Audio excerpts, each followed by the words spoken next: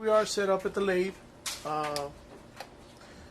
with our 1,000 indicators. We're quite a bit out. We're about 40 thousandths out. Not a big deal, really. A couple of moves will get us within 1,000ths there. I don't know if you can see the needles moving there or not. I'll go ahead and get a little closer. But you can see that, you know, they move a little bit. Anyways, reason I want to show you this is not because I'm going to show you how to true up the action. I have that in another video in detail, and it's quite lengthy, so I'll just go ahead and tell you that's what I'm going to do here. I'm going to have this, but you can see how the tool's set up. Okay, it's got the straight bushings inside there. It's very nice and snug. It doesn't have upward movement, downward. It's in line with the axis on the action right now. Now, what I want to show you here is this particular truing jig. Some guys now are taking a D4, D5, whatever fits on their lathe, and they are welding this to it, and it's a permanent fixture. That's great if you're going to do multiple rifles and you want to have a dedicated fixture for it. But just so you know, guys ask me, how true do you true the action jig up? I don't. Who cares? The deal is, this could be out 10, 15 thousandths, not that it is, but it could be, as long as, that's what these jack and bolts are for, as long as you get the center of the action running true, this can be out. So you do not need to true your action jig to within 1/10,000ths like some guys say they do. I don't understand that one bit. I've got it in a buck 6-jaw adjust true chuck, but I do not adjust the buck chuck to get the action to run true. The action runs very true as it is. The naked eye can't pick it up. There's no vibration, especially on this lathe. So what we need to focus on here is that I'm going to have this shaft here running true within 1 to 2/10,000ths when it's all said and done. I'm going to do all the work. I'm going to make all the cuts, and then we'll get back with you on installing that PTG bolt, which is the only thing I haven't shown you in any of my other videos. Okay, so here's the bolt, PTG bolt. I mic'd it. This one measures 0.713. Our action has been reamed to 0.715. So there's a whole, basically 2,000ths total clearance between the action and the bolt. So what I've done here is, since I'm going to be taking the handle off the Remington, the original Remington bolt, the diameter on the original Remington bolt is 0.696. So this diameter here is going to be way too big for this bolt handle in here. So if I tried to go ahead and weld that onto there, you're going to have a lot of space to fill, and silver solder just doesn't work that way.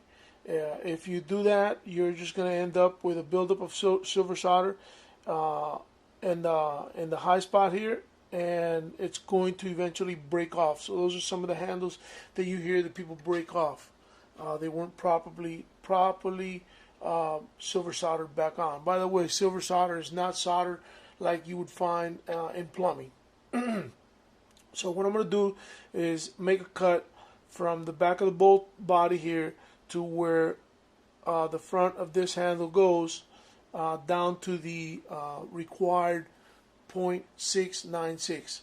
Also, in the window of the action, because it is such a tight fitting bolt, we want to go ahead and remove about 10,000ths of material between the front of this right here, this window, to right here. That way the only thing that is tight fitting is when the bolt's in battery, and when the bolt is closed, from back here to here, which is this distance here, will be where it is important that it fits tight. Between here and here matters not.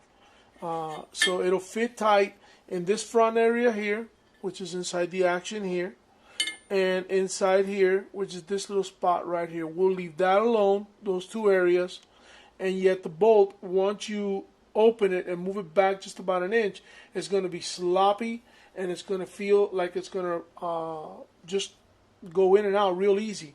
But when you lock it down, it will not move. You'll have that 2000s clearance. You'll have that tight fit you're looking for. So we'll go ahead and make those cuts, and then I'll get to silver soldering the original handle back on to the bolt. I'll show you how to do that and how to time it. It's a very simple process. What I'm going to show you is how I take the handle off the old bolt. If I cared about saving this bolt, I'd probably put some heat sink material around the bolt here so it wouldn't get hot. The only thing that matters about the bolt is the head up here. That's the only thing that's tempered. So I don't think it'll travel that far up anyways to where it's going to lose its temper. So I grab right here. I want to use some pliers that have somewhat smooth jaws on them. I don't want to put any more Mars on this than I have to. I'm going to clean them up later. This is oxyacetylene. It's not anything special, but propane is not going to do it. So heat it evenly. No need to get cherry hot.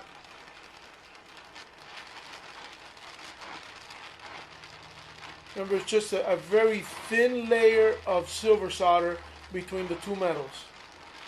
Obviously, wherever the metal's thicker, it's going to take longer to heat. This is part of the handle here. You don't see me putting the tip on there.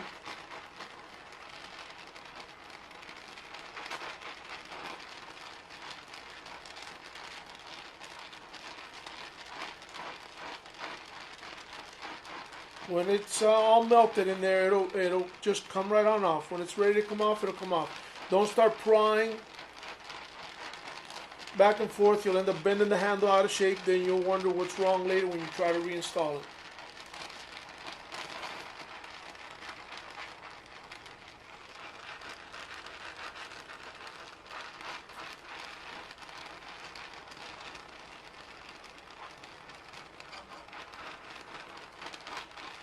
If you're concerned about burning yourself, put some gloves on.